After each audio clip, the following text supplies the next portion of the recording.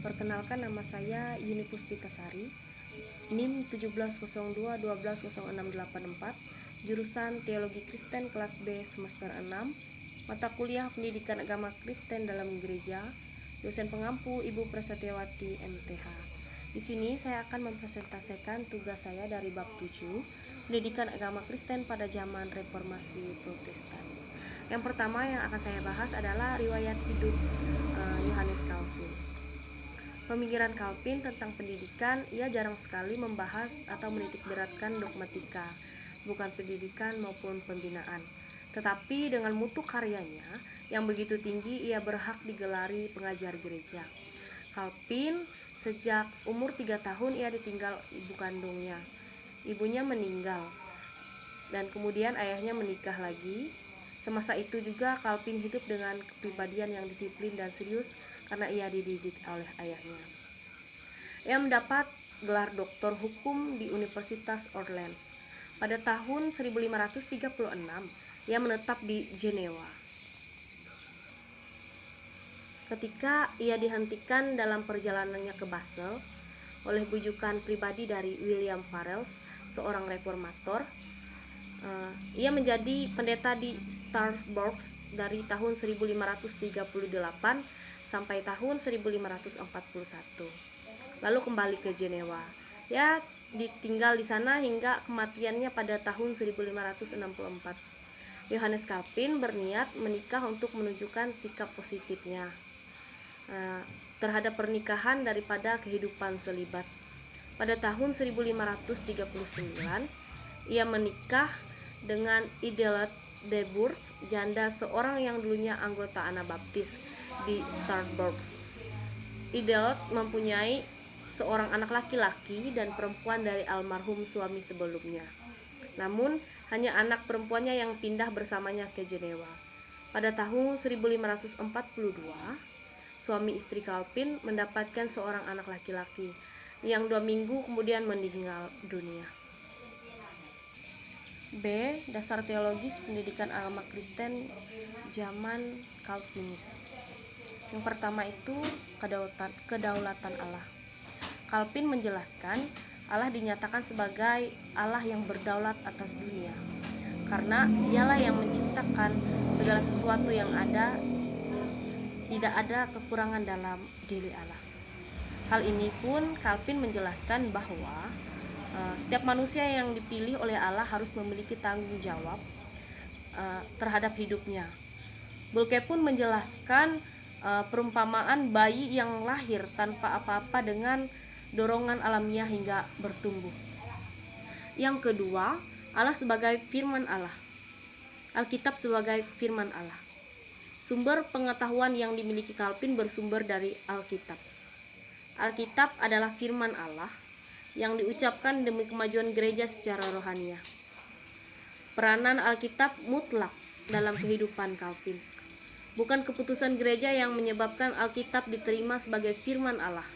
Sebab justru dalam Alkitablah dapat dibaca bagaimana gereja dibangun di atas dasar para rasul dan para nabi, dengan Kristus sebagai penjuru, seperti dalam Efesus pasal 2 ayat 20. Yang ketiga, ajaran tentang manusia. Memandang manusia dalam 2 sudut. Manusia yang pertama adalah sebagai makhluk yang diciptakan segambar dengan Allah. Yang kedua kemudian jatuh ke dalam dosa dengan dampak yang luas yang tersirat di dalamnya. Dalam pertumbuhan manusia yang semakin dewasa harus diberikan pendidikan untuk lebih mengenal Allah seperti yang diajarkan Yesus, yaitu kasih. Melalui sejumlah pengalaman belajar yang dilakukan gereja, sehingga pertumbuhan rohani akan dihasilkan oleh mereka yang semakin mendalam.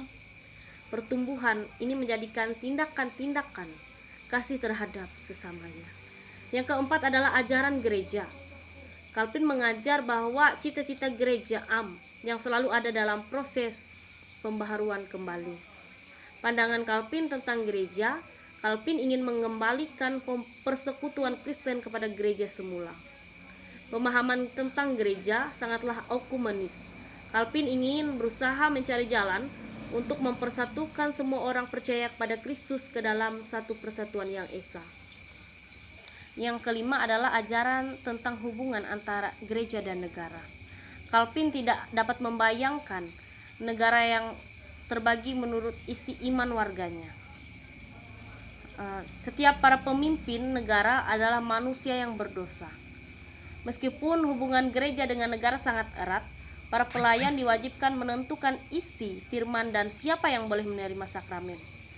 Sumbangan pandangan Calvin bagi gereja dan negara. Yang pertama itu, Calvin menanamkan bibit demokrasi.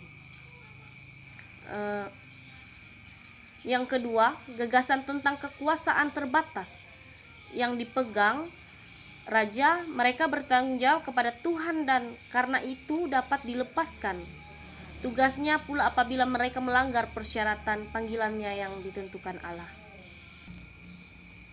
Pendidikan agama Kristen, asas-asas pelaksanaannya. Yang pertama itu, apa itu pendidikan agama?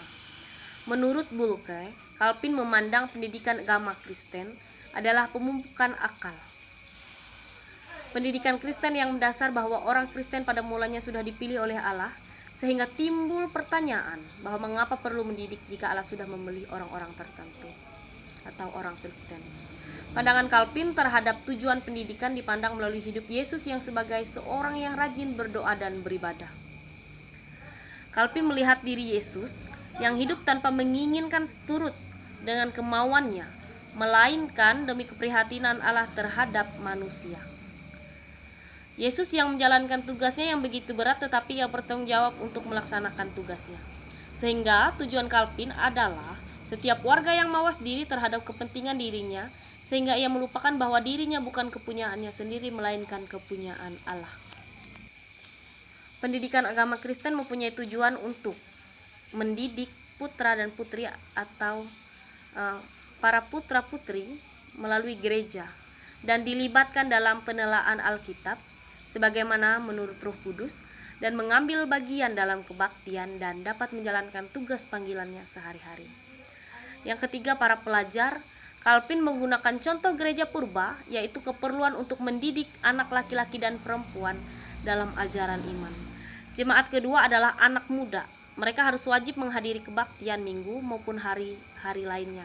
Karena kebaktian sangatlah penting bagi pendidikan Kristen menurut Luther dan Calvin. Karena mereka berdua memandang khotbah sebagai wadah yang disediakan Tuhan untuk mendidik orang dewasa. Golongan ketiga adalah golongan para pelajar maupun pendeta. Calvin ingin pemimpin gereja dipimpin oleh orang-orang terpelajar.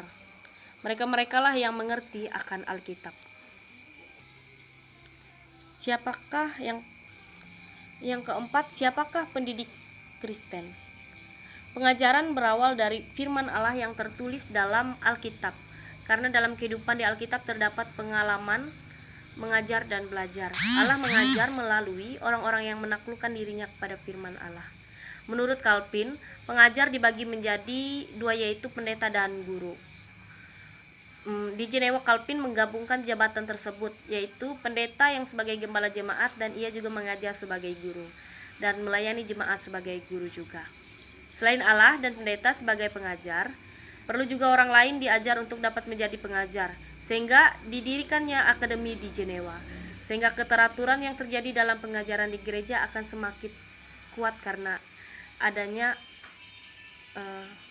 pengajar tersebut. Yang keenam, kurikulumnya. Menurut Calvin, katekimus sangat penting. Katekimus hampir sama dengan ilmu pendidikan. Terdapat 4 tinjauan umum sebelum terbentuk isinya, yaitu: pertama, tugas menyusun katekimus disusun oleh orang-orang yang terpercaya. Kedua, bahan studi bagi anak yang disesuaikan menurut dengan kemampuan anak didik. Ketiga, pengalaman pengajaran katekimus menentukan pembentukan kurikulum. Keempat, buku katekimus hendak memupuk hubungan di antara gereja-gereja yang terpisah. Kurikulum ini mencakup pada 4 tema pokok, yaitu hukum, iman, dan doa dan sakramen-sakramen. 7. Akademi Jenewa. Pada tahun 1541, Calvin kembali ke Jenewa dalam rangka usahanya untuk memperbaharui gereja dan masyarakat sesuai dengan asas-asas Alkitabiah. Mendorong gereja dan kota praja Jenewa untuk mendirikan suatu akademi yang bermutu yang mencakup pendidikan menengah dan perguruan tinggi. Pada tahun 1509, tanggal 5 Juni berdirilah Akademi Jenewa. Struktur akademi merupakan dua sekolah, yaitu yang pertama sekolah privata semacam sekolah dasar Semapai SMP kelas 1, yang kedua sekolah publika SMP kelas 2 sampai SMA dan perguruan tinggi.